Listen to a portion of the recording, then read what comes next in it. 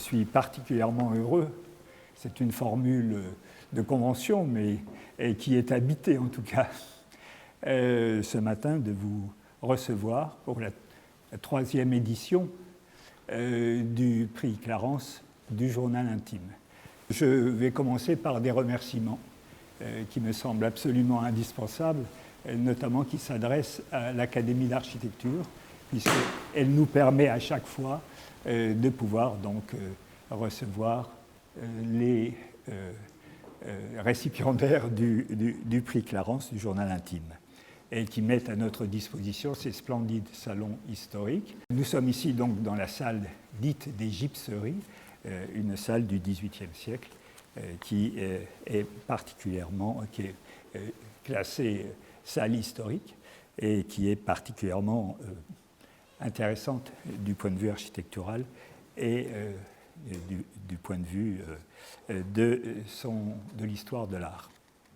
Donc, merci d'être venu et je salue particulièrement Madame Carolina Guigino, qui est ministre et attachée culturelle de l'ambassade de la République d'Argentine, qui a tenu à marquer de sa présence ce moment privilégié des relations culturelles entre l'Argentine et la France. Alors, voilà la Fondation Clarence, fondation pour l'humanisme. Alors aujourd'hui, bien sûr, nous sommes pris par l'importance de notre prix, par cet aboutissement de cette année dont Gilbert Moreau nous parlera tout à l'heure. Gilbert Moreau, le président du jury. Nous sommes donc tout à fait pris par cette importance notoire, mais évidemment, nous vivons des moments qui sont des moments au niveau national, mais surtout international, européen et international, assez difficiles, et on peut se demander comment on entend le mot humanisme aujourd'hui. Humanisme, valeurs humaines. Alors, faut-il en sourire ou faut-il au contraire les souligner et souligner leur importance? C'est à chacun, selon sa sensibilité, d'aviser. Car peut-on voir de plus grande distance depuis la Deuxième Guerre mondiale entre la résonance de ces mots, humain, humanisme, et la situation actuelle? J'emprunterai très rapidement quelques mots à Sándor Márai. Sándor Márai est l'auteur hongrois que nous avons couronné dès la première année et dont l'ouvrage était extrêmement imprégné de pensée humaniste et d'un humanisme extrêmement riche dans des directions très diverses. Et dans son journal de la Seconde Guerre mondiale, il a cette phrase très courte: bombardement, tremblement de terre, les avions américains volent bas dans le ciel, je lis Causerie du lundi de Sainte-Beuve. Donc, Sándor Márai nous encourage à continuer avec fermeté et passion, à nous tourner à ce que nous recherchons de profondément humain dans notre conduite quotidienne, que ce soit au niveau individuel ou collectif, et vers l'intériorité à laquelle nous ouvrent les journaux intimes, donc de cette intimité humaine.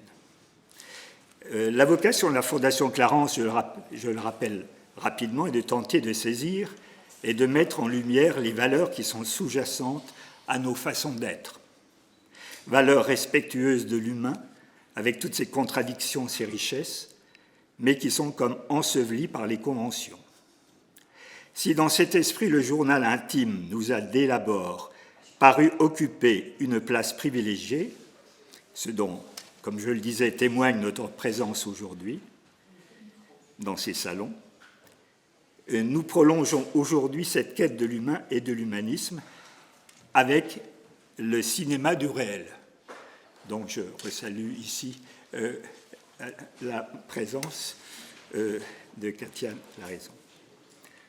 Donc le cinéma du réel, qui présente chaque année au Centre Pompidou un vaste panorama de la production documentaire internationale.